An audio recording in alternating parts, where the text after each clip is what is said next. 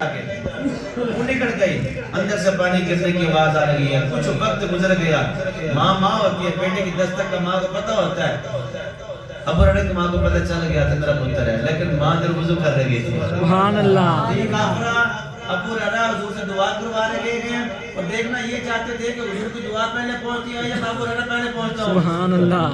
ابو ہریرہ نے آگے دی دستک، پانی گرنے کی آواز آ رہی ہے، ماں تھوڑی لیٹ آئی، جب دروازہ کھولا نا تو پتر نے پوچھا ماں پہلے بھی آنا آسان لیکن فوراً کنڈی کھلی سی، آج اتنی تاخیر سے کیوں؟ ماں کہتے پتر وضو کر رہے تھے۔ سبحان اللہ۔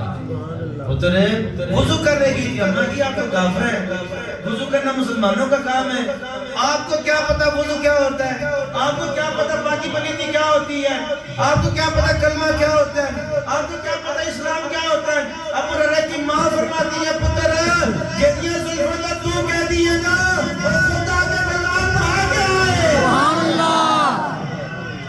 جدیاں زلفوں تو کہہ دیئے وہ محمد آ کے میں نے کلمہ پڑھا گیا ہے، دل جو ٹوٹا تو حضور یاد آئے۔ پتر ابو ہریرہ کچھ نہ کی، ابو ہریرہ کچھ نہ کی، حضور بھی دعا کرو نہ میری ماں مسلمان ہو جائے۔ ابو ہریرہ بعد میں پہنچے، حضور کی دعا پہلے کام کرتے تھے۔ دل جو ٹوٹا تو حضور یاد آئے۔ اسی محبوب علیہ السلام کی تعریف و ثنا کرنے کے لیے ہمارے حافظ علی صاحب اور حافظ حسن صاحب سے ملتمس ہوں حضور علیہ السلام کی تعریف و ثنا کر کے ہمارے اپنے اذان کو منور فرمائیں۔ عالم اسلام کی